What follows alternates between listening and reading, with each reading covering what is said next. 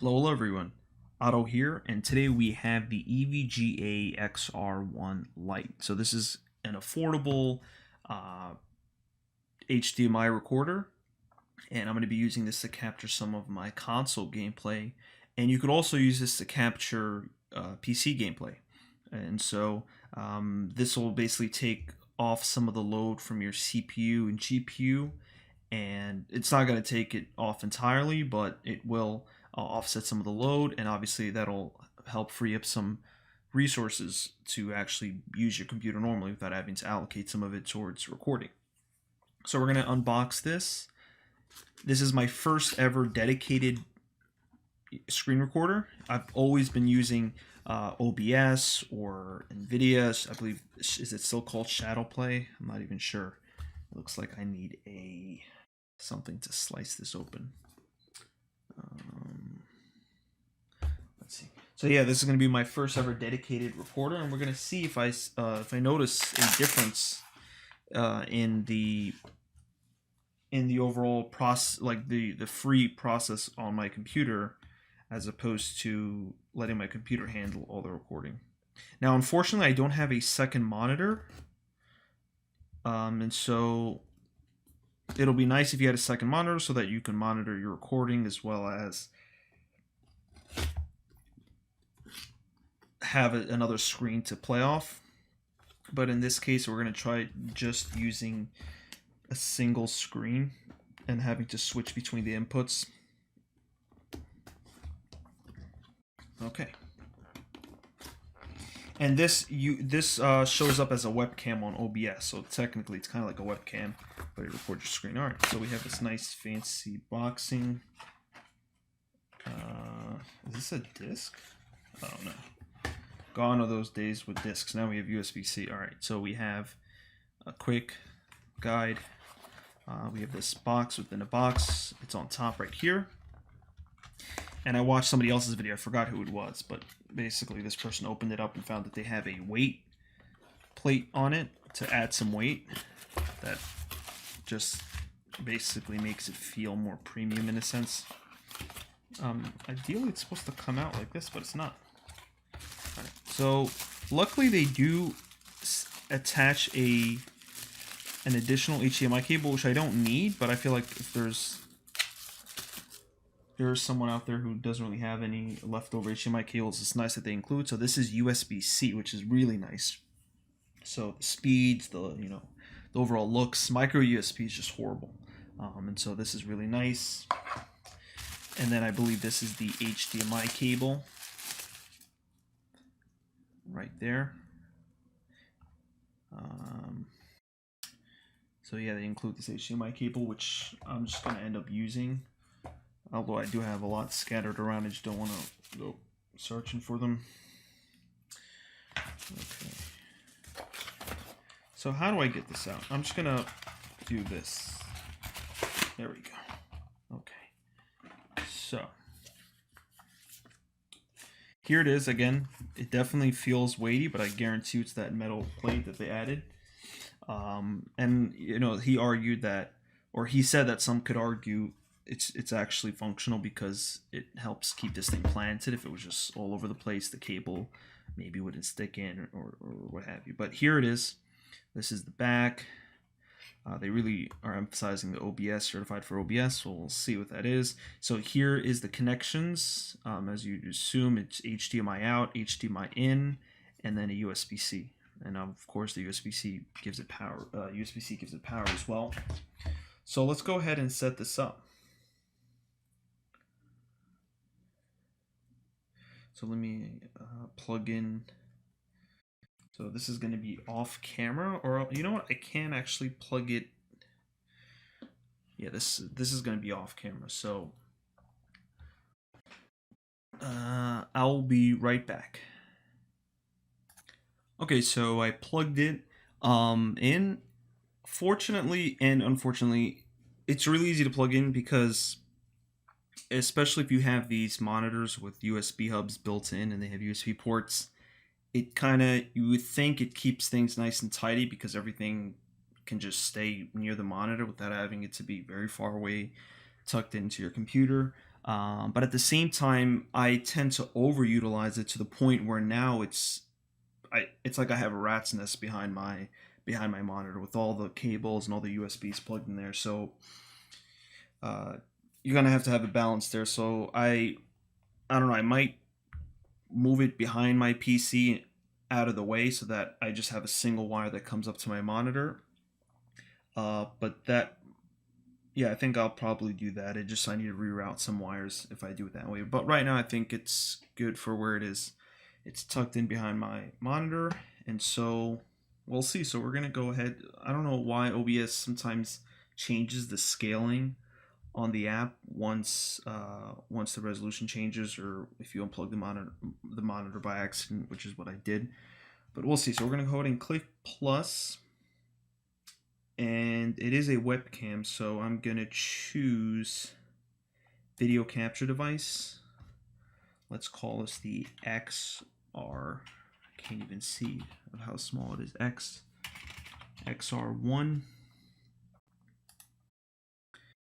And there it is. So right now it's off, so let's go ahead and turn on my Xbox, which is what it's plugged in right now. My 360, believe it or not, which I'm gonna start streaming, basically playing a lot of the old Call of Duties and some of the older classics, but we'll see. Okay, so can I make it full screen? Again, I'm not super informed with OBS, but we'll try my best.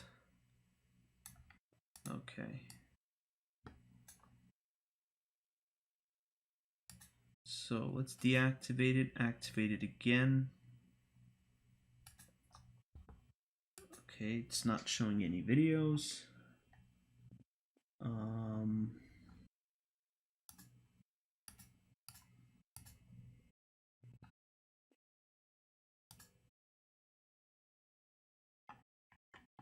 It's only showing 1280 by 720. Alright, so I'm still not getting a video. Maybe something's not plugged in all the way. We'll just have to see. Oh, okay. I hooked up my PS3, so my HDMI cable is plugged in there. That's a fail. I'm going to go ahead and plug it into my Xbox.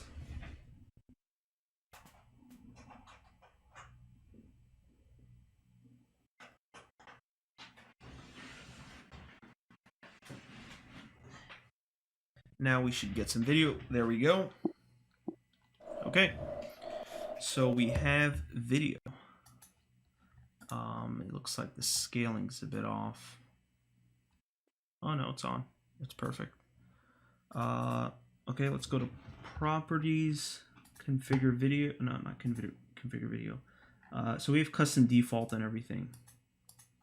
Can I do 19? So why isn't? Let's try 19. Oops.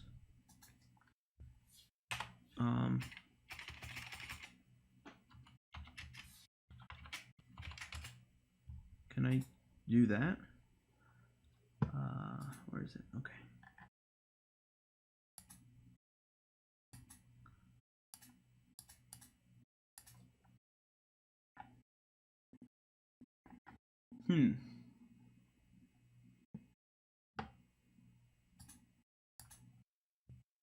All right, let's see what resolution we're at.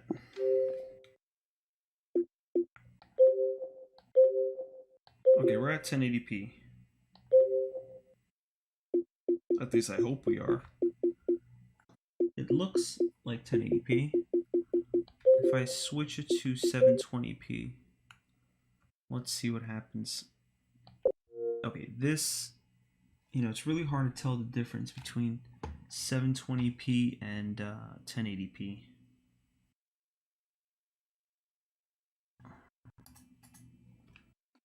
Let's try changing it.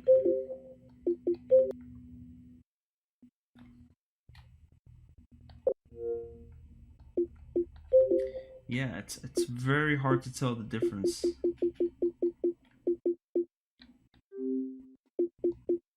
I guess it's 1080p. Although over here, it shows as, see, if I do custom, that won't do anything.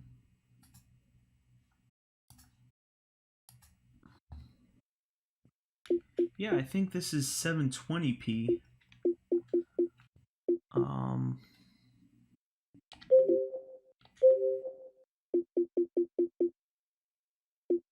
And I am getting audio. Gotta be careful that it's not too loud. Alright, that should be better. Hopefully it wasn't too loud before. But it looks like it's only showing me 720p. And I'm not sure why.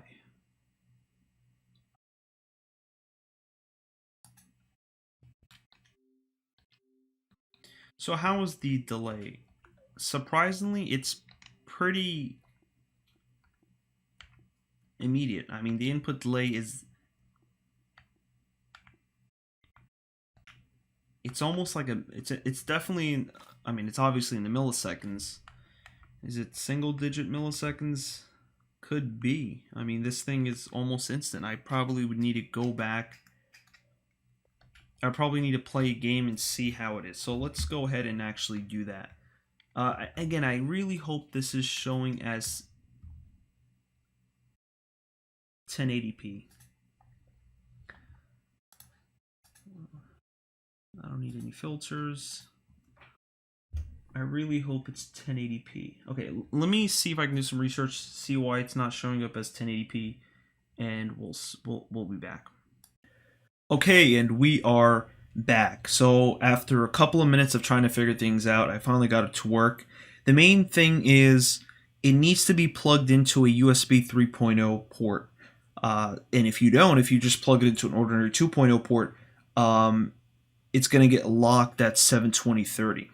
So now, if I go ahead and show you my screen, let me go ahead and add a scene.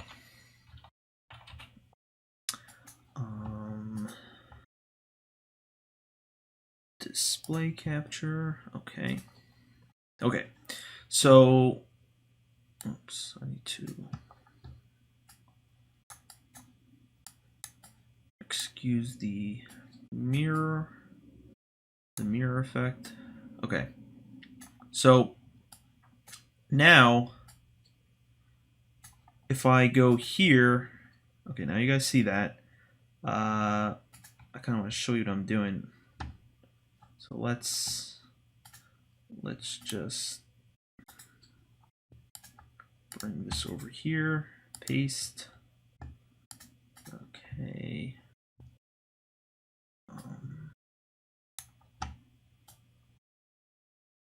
Okay. So the issue that I was having is, and I realized it wasn't showing, was over here it was stuck at 720p. It was only showing me 1280 by 720, 720 by 756, and there was no option for 1080p. And when I would manually type it in, it would just give me a blank screen. And it was, I didn't get any of these options. I only got highest FPS 30 and 30, or I got match output FPS, highest FPS, and then 30. So I couldn't get a 60. So it was just 720p 30. And the audio was a bit muffled. So what I ended up doing was, and remember I said I plugged it into the audio, the USB port on my monitor. Now, I had mistakenly plugged in the main USB hub return cable into a USB 2.0, which was effectively making all my USB ports on my monitor USB 2.0, when in fact they could be 3.0s if they were plugged into a 3.0 slot, which it wasn't.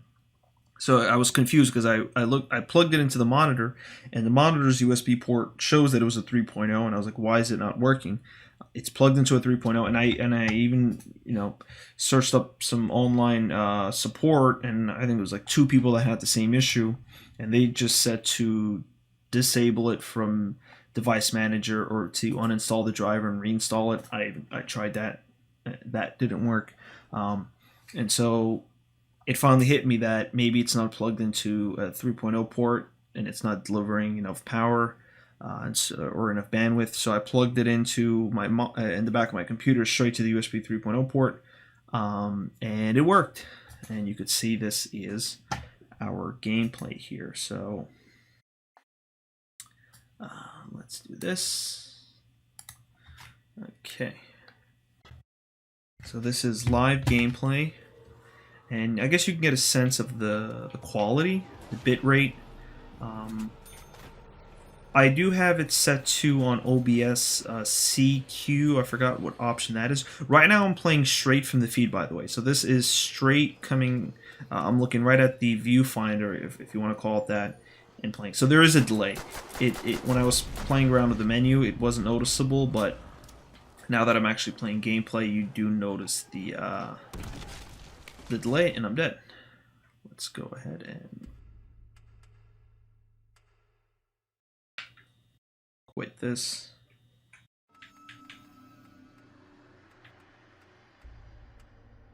Let's try it again.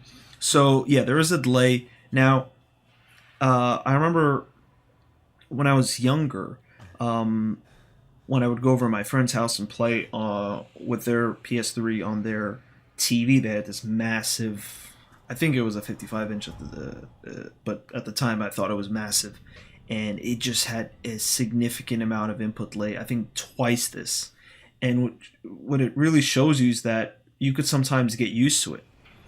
Playing over and over again with the input delay, a lot of the times you can actually get used to it, and in fact, right now, my brain has sort of adjusted to this input delay. Now, aiming down sights is a bit weird, but like running around like this feels completely normal even if there's a delay. But obviously I'm not gonna, play like this forever. This is just, I'm just testing the waters right now. Because I thought maybe I could play like this, but it looks like I won't. Especially if I'm doing something competitive on multiplayer right now. Maybe zombies, you could deal with it, but I would definitely not recommend playing from the viewfinder. Ideally, you want to have a second monitor and have one, display showing your computer, the OBS, and the other showing your actual gameplay, which is coming live. And that, of course, that you won't see any noticeable delay. Obviously, some people test it, and there could be a slight delay. It's not going to be the same as having it straight coming out from your console or your source and straight into to your TV or monitor. So, I can. Let me see if this will do anything. So my monitor does have response settings. I have the ViewSonic XG3220, and it does have response settings, but I don't think they'll do anything. Yeah, it is set to fastest, so it's not, the delay is like a couple of milliseconds probably. And you can see the audio syncs up. Some people were complaining that the audio wasn't syncing up. I actually had that issue when it wasn't plugged into a USB 3.0 port. And I think that's a lot of the issues that people were having online, is that they kept complaining the audio was screwed up and it was laggy, and I think it all had to basically boil down to it not being plugged into a 3.0 port. So right now I'm trying to focus on this game. Let's see if we can just get through this round. I think my record to beat solo on this map is maybe 20 or 15.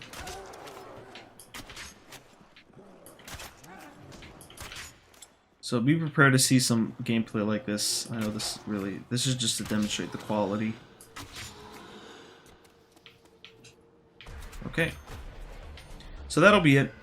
Hope you guys enjoyed. If you have any questions, let me know. I sort of went through this troubleshooting live and gave you some tips already. So if there's anything else, and you see, it is technically a plug and play.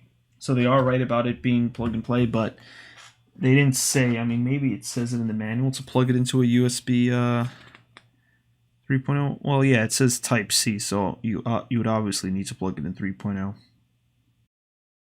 All right, that's it. Hope you guys enjoyed, and we'll see you in the next couple of videos that I'll use to record with this later.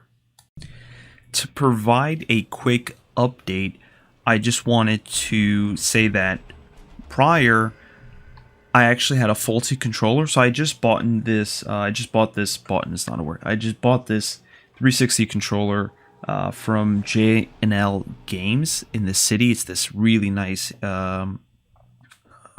retro game shop that has any game you could think of, back to the NES and even before that. Again, I don't know much about retro games, but they have it all. And you know, most of the stuff there is US. Like, you would think that it's a Japanese import. There are a lot of Japanese imports in there, but surprisingly, they have a lot of US stuff there as well. And so they had this really pristine condition 360 control, the original white ones, which is the one that I wanted to get, because I have one now and I just wanted to have another one. And I know they're becoming more rare, and it's very hard to find the ones in good condition. And the one that I got is in great condition, and so I just want to pair it with another one that's in really good condition as well. And so it was just very hard to find one in good condition on eBay. Even the one that I have is not great. There is like a small crack back at the bottom of the battery compartment on the back of the controller. But I would say that's not noticeable, because on the front face it looks amazing. And I got lucky with this one, so I could not find another one. So I went to J&L, and they had like 6 of them, all in perfect condition. They were used, but they were like perfect. And now, first thing you suspect is, oh, these are just replicas. But I verified they are not replicas, because I bought it and then I got it home, and it's, you know, it has the tag on the front. It's labeled Microsoft. They are official. However, when I got home, and as you can see from the footage, the joysticks are not well calibrated. Well, first thing, there was a really large dead area. I mean, with these 360 controls on console, there really should be no dead area or dead zone. And these had a massive dead zone. Like, I could move the joystick a full, I mean, I could move it probably a sixth of the way in any directions, and it wouldn't register as a move. And then also the joystick was, if I were to go diagonally, it would register that as a straight horizontal or a straight vertical. It would not register it as a diagonal unless I pushed it probably more than halfway in that position. Then it would register the diagonal. So it was just not calibrated. And what I suspected was the joysticks were replaced. And I did look at the back, and the screw, they have this sticker that covers one of the security screws on the back that has been removed. So they definitely replaced the joysticks, and it looks like they replaced them with ones that aren't as good as the originals, and that you probably won't ever find ones as good as the original. I believe Microsoft uses Alps, the Alps joysticks, so you pretty much cannot find real Alps joysticks, or even like on keyboards, for example. You cannot really find Alps. Alps makes them exclusively for companies, right? Microsoft or Nintendo or Sony. So, or Dell. I think a lot of Dell keyboards use them. So that was why I thought that there was a significant lag. But as you can see, enough of me ranting, the delay is very small, like almost unnoticeable. It is entirely possible to play directly from the preview window, I guess you can call it, the preview view on OBS. It is entirely possible. I mean, the delay is non-existent. I can play a full game like this without any issue. So I just wanted to provide that update, just so it doesn't get skewed around that. And I just thought it doesn't get misinterpreted that I think that there's lag. The lag was just from my controller. the lag is significantly less once I went back to my original controller. So I just wanted to update with you with that, and I hope you guys enjoyed. Later.